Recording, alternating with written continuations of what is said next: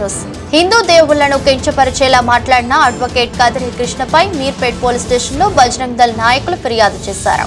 హిందూ మనోభావాలను దెబ్బతీసేలా ప్రసంగించిన కదిరి కృష్ణపై కేసు నమోదు చేయాలని డిమాండ్ చేశారు. హిందూ దేవుళ్లను కించపరిచేలా ఎవరు మాట్లాడినా చూస్తూ ఊరుకోమన్నారు. కదిరి కృష్ణ తీరు మార్చుకోకపోతే ధర్మ రక్షకుల దాడులు తప్పవని హెచ్చరించారు.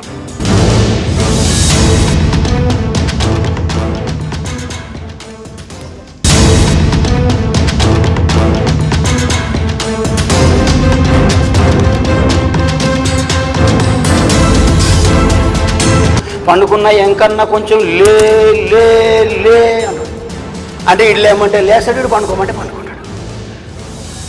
ఉనే కార్డ్ ఉనే భగవాన్ అవునా? పండుకోమంటే పండుకుంటాడు, లేమంటే లేచేటట్టు దేవుడు అవుతాడు, పనికి మనలోడు అవుతాడు. అదే సాయంత్రం సుప్రభాతం అంటే ఏందనుకుంటారు మీరు? ఏంది అర్థం? అదే దానికి అర్థం. కమలాకుచ చూచుక కుంకుమతో నియతారు నితాతుల నీలతను విజయీ భవ వెంకట శైలపతే. అయ్యా స్వామి, నువ్వు ఆదమనిషి నిద్రపోయి అనుకున్నావు, రాత్రి లేట్ అయిందేమో, జరలే తవ సుప్రభాతం. పొద్దుముకల మళ్ళా వండబెడతారు, పొద్దుముకల తొట్టెళ్ళేస్తాడు, పొద్దుగాల లేపి కూర్చోబెడతాడు. ఏమి బామ్మడితే అలా దేవుడు అంటే ఏమన్నా?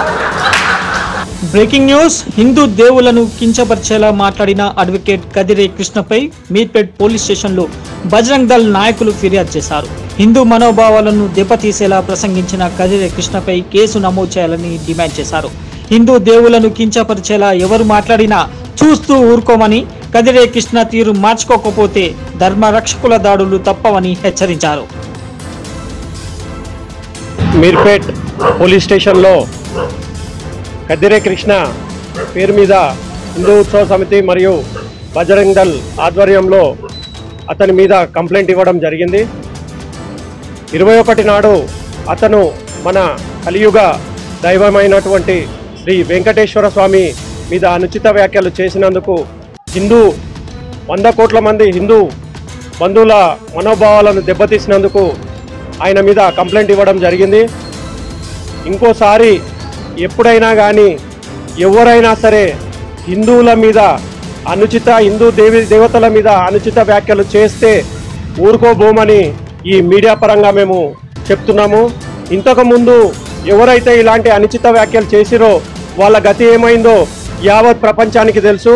కాబట్టి మేము ఒకటే చెప్తున్నాము, ఇంకోసారి కానీ ఎవరైనా ఎంత పెద్దోడైనా ఇలాంటి వ్యాఖ్యలు హిందూ మనోభావాలను దెబ్బతీసే వ్యాఖ్యలు చేస్తే మాత్రం వాళ్ళని తిరగనీయము, బయట తిరగనీయము.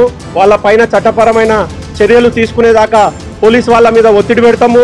అలాగే పోలీస్ వాళ్ళు వెంటనే ఆయన మీద చర్య తీసుకోకపోతే మేము ధర్నాకు, రాస్తారోకలో కూడా వెనకాడమని పోలీస్ వాళ్ళకు కూడా మేము విన్నపం చేసుకుంటున్నాము. కాబట్టి వెంటనే అతని మీద చర్య తీసుకోవాల్సిందిగా మేము పోలీస్ శాఖని కోరుకుంటున్నాము. కాబట్టి ఇప్పుడు చెప్తున్నాం, మళ్ళీ ఇంకోసారి చెప్తున్నాం మీడియా పరంగా, ఎవరే కానీ హిందూ దేవతల మీద హిందూ మనోభావాలని దెబ్బతీసే విధంగా మాట్లాడితే మాత్రం వాళ్ళని ఉరికిచ్చి కొడతామని చెప్పి ఈ మీడియా పరంగా చెప్తున్నాము.